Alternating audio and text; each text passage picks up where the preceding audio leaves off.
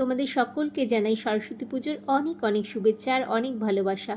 রাত থাকতে থাকতেই তোমরা নিশ্চয়ই সবাই উঠে পড়েছো পুজোর আয়োজন করার জন্য। আমিও রাত থাকতে উঠে পড়েছিলাম। ভোর 4টের সময় আমার স্নান টান সেরে ঠাকুরের জায়গাটা গুছিয়ে ফেলেছি। আমার ছাদ থেকে সুন্দর সুন্দর ফুলের টব নামিয়ে নিয়ে এসে জায়গাটাকে সুন্দর করে সাজিয়েছি। আমার রাধা মাধব, গোপুসোনা সকলকে ফুল দিয়ে খুব সুন্দর করে সাজিয়ে দিয়েছি। আমার পুরোহিত আসার কথা ছিল সকাল 7টার সময়, কিন্তু পুরোহিত আস্তে আস্তে প্রায় 8টা বেজে গেছে।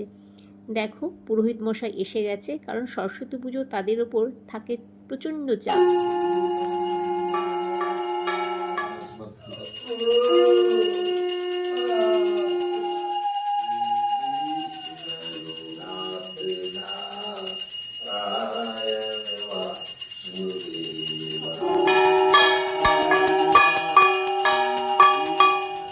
পুজো শেষ হওয়ার পরে প্রসাদ খেয়ে আমি সোজা চলে এসেছি আমার ছাদ বাগানে কিছু সবজি নেওয়ার জন্য।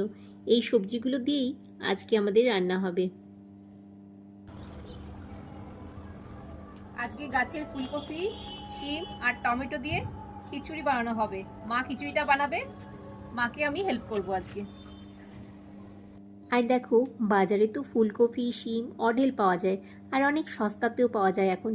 তবুও নিজের বাড়ির গাছ থেকে সবজি তুলে রান্না করার মজাই কিন্তু আলাদা। এখানে নেওয়া হয়েছে 1 বাটি মুগ ডাল আর 1 বাটি গোবিন্দভোগ চাল, আর আমি সবজিগুলো মাকে কেটে দিয়েছিলাম। মা রান্না বসিয়ে দিয়েছে।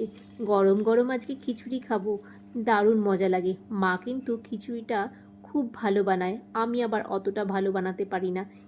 আর সরস্বতী পুজো মানেই বেশিরভাগ বাড়িতে খিচুড়ি। মা এদিকে ফুলকপিগুলো একটু হালকা করে ভেজে নিয়েছিল, তারপরে গাছের শিমটাও হালকা করে ভেজে নেওয়া হয়েছে।